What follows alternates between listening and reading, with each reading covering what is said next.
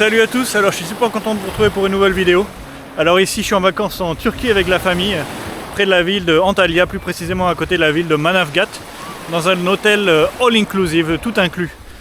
Pension complète avec petit déjeuner, déjeuner et dîner et plein d'activités également qui sont comprises. Donc je vous propose de découvrir ça avec moi, de regarder un petit peu si ça vaut le coup de partir en dehors de la saison, parce qu'ici on est à peu près fin février, et si les activités valent le coup. Allez, on est parti. Donc on est vraiment dans un cadre super sympa, juste au bord de la mer Méditerranée ici, avec les hôtels qui sont juste derrière. On va aller faire un petit tour autour là pour voir ce qui est proposé. Allez, on est parti.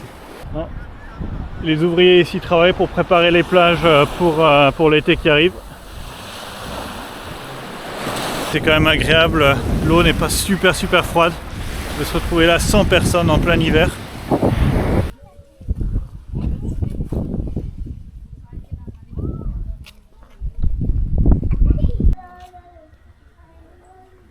On se dirige ici vers le bout de la péninsule de Sidé, à côté de Manavgat, pas très loin de notre hôtel.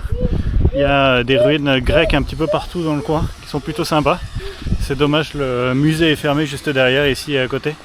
Mais j'espère qu'on va pouvoir quand même aller au temple d'Apollon, qui est pas très loin. Allez, on y va. Attention, ne tombe pas. Il y a des petites ouvertures comme ça, avec une espèce de vieille ville, sous la plus récente.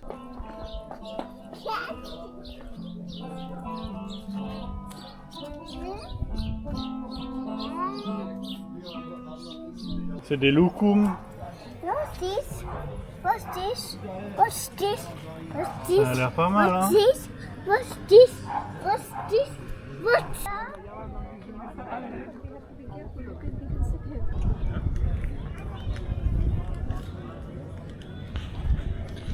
Une belle statue d'Atatürk pour les 100 ans de la République moderne de Turquie, j'imagine. Après des mois et des mois dans la grisaille allemande, je peux pas vous dire à quel point c'est vivifiant de se retrouver en t-shirt ici au bord de la mer Méditerranée. Il n'y a pas mieux.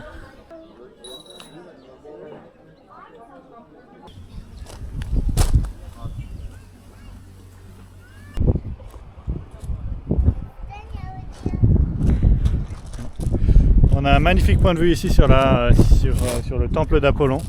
Bon, je connais pas très bien l'histoire de ce site-là, j'ai pas lu à ce sujet. On est vraiment là en chill, en mode vacances. Mais magnifique point de vue avec la mer à côté ici.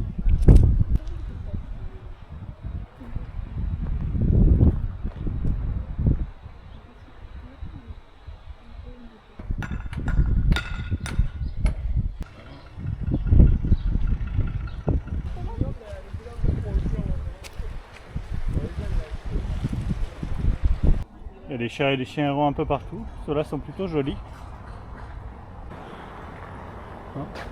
On est juste derrière l'amphithéâtre. C'est dommage qu'on puisse pas y accéder.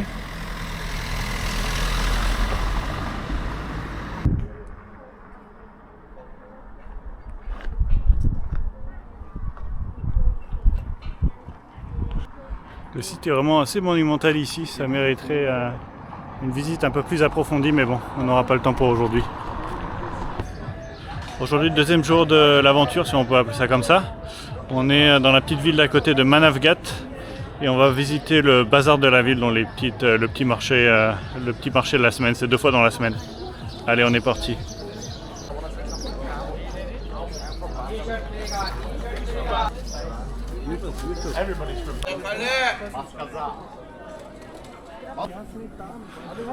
Beaucoup de grandes marques à des prix cassés, donc j'imagine beaucoup de contrefaçons, mais il y a quand même des bonnes occasions.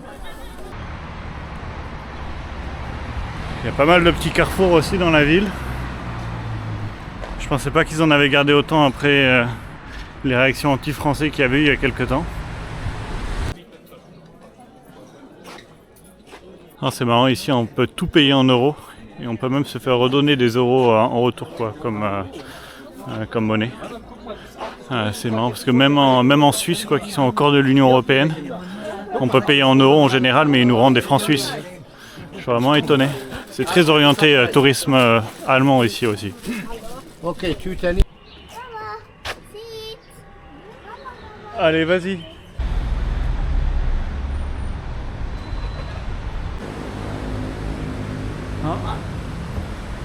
Un bon petit escalier ici pour admirer un point de vue sur la ville. On va monter ça en prenant le fils dans les bras.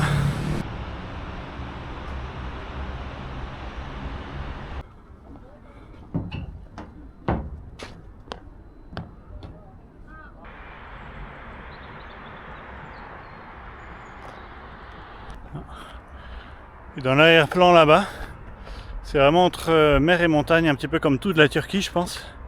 Il y a de très belles montagnes, on peut même voir de la neige dans les sommets. Je ferai une autre vidéo, je vais dédier un jour pour aller randonner jusqu'aux montagnes. Je vais faire peut-être 40 km pour la journée.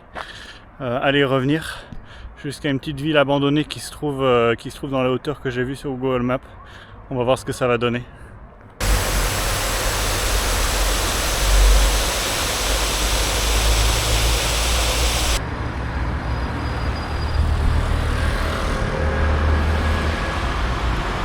Pour une petite visite matinale dans la ville d'à côté pour aller marcher le long de la rivière, ça va être plutôt sympa. On prend les petits taxis, les petits bus sympas qui font la navette entre les petites villes ici.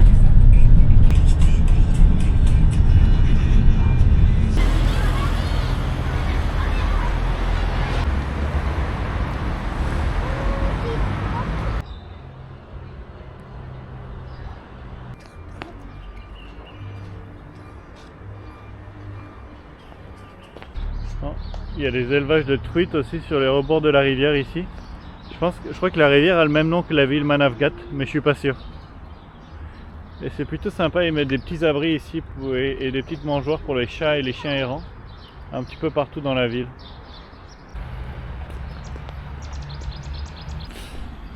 La police qui patrouille en petit Segway sur les rebords du fleuve.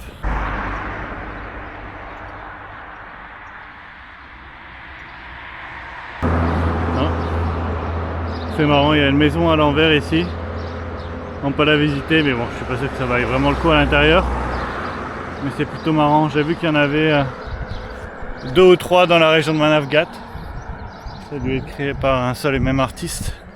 C'est vraiment la zone des ébénistes ici, il y en a un petit peu partout. On est presque arrivé à la petite cascade qu'on recherchait avec mon fils.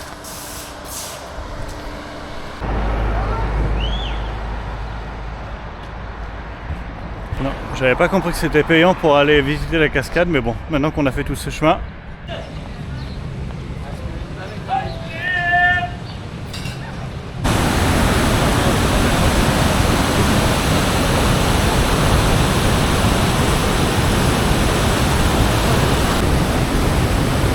Oh, c'est vrai qu'elles sont impressionnantes ces cascades. Il y a de magnifiques platanes juste à côté, comme celui-là là. On va y rester quelques temps.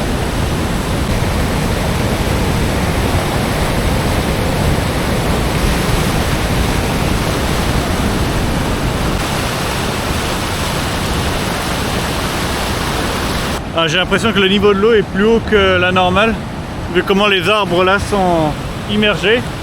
Il y a pas mal de plateformes qui sont immergées, même là où se trouvent tous les touristes là, on est à 10 cm d'être submergé. Bon, on va commencer à tester aussi les installations de la résidence, à commencer par le bain turc et le sauna. Ça m'a l'air vraiment plutôt pas mal. J'espère qu'il n'y a pas trop de monde pour que je puisse filmer à l'intérieur, même que je sois tout seul, ce serait l'idéal.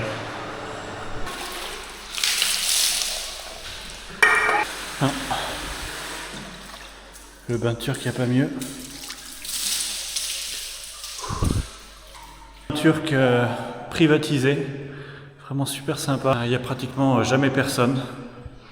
Avec une belle petite plateforme centrale ici pour pouvoir s'allonger. Des petits robinets d'eau chaude et d'eau froide sur le côté pour pouvoir faire ses ablutions. C'est vraiment super agréable.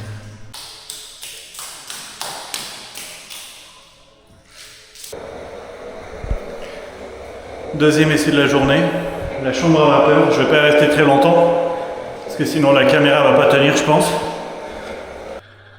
Et troisième essai de la journée. Ici on est dans un sauna russe avec une bonne odeur d'eucalyptus qui est en train de brûler. On sent la transpiration qui arrive en quelques secondes, c'est fou. fait vraiment très chaud. J'ai pas regardé la température du sauna, mais c'est vraiment super agréable. Allez, on se retrouve dans quelques minutes pour continuer l'exploration de la résidence. Je vais vous faire un petit tour de l'hôtel aussi. On est vraiment super bien positionné avec une belle piscine. Bon, après on est vraiment hors saison ici, du coup l'eau est un petit peu froide. On a aussi une piscine intérieure qui va être un peu difficile de vous montrer, c'est pas très convenable d'aller filmer les gens pendant qu'ils se baignent. On va aller faire un petit tour ensuite à la chambre d'hôtel. Et avant d'y aller, on a aussi boissons illimitées à tous les bars de l'hôtel. C'est plutôt pratique. Donc il y a plein de lieux communs ici auxquels on peut accéder totalement librement. Je suis ici dans une petite bibliothèque et on a ici un très long bar, une petite zone commune également où il y a des événements, de la musique live, des festivals, etc. qui se tiennent plusieurs jours de la semaine. Et donc tous les soirs on a ici aussi des buffets à volonté thématiques. Ce soir c'est thème nourriture turque. Bon, on est en Turquie, mais c'est pas souvent. Par exemple, hier, on avait nourriture asiatique ou nourriture italienne avant-hier. Et c'est vraiment de plutôt bonne qualité, hein, avec vraiment à volonté, dessert à volonté, tout à volonté. C'est vraiment super pratique. Bon, après, me comprenez pas de travers, hein, mais moi qui suis vraiment un super grand amateur de buffet, pourquoi prendre qu'un seul plat quand on peut les prendre tous? C'est vrai qu'avoir accès à un buffet tous les soirs, c'est quand même un petit peu inhibant. On a tellement de choix qu'au final on a l'impression d'être un peu frustré à la fin. Mais bon, c'est quand même sympa.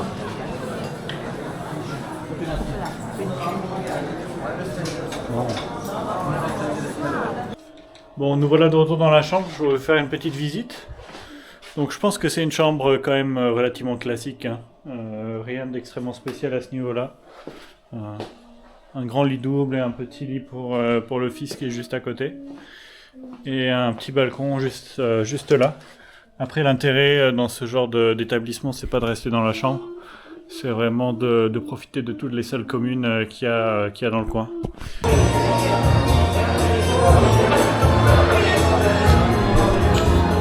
Bon, c'est très troisième âge allemand, mais il faut bien qu'ils s'amusent, hein, écoute.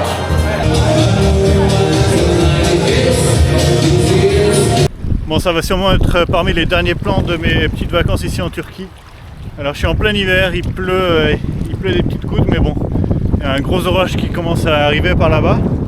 Et j'ai choisi ce moment pour aller plonger un petit peu, donc j'ai pas pu prendre mon matériel normal, quoi. J'ai pas mes palmes, et j'ai pas ma ceinture de plomb, du coup ça va être vraiment difficile de descendre. J'allais pas mettre ça dans mes bagages, mais je voulais au moins prendre la combi pour pouvoir aller regarder un petit peu ce qu'il y a dans les fonds ici.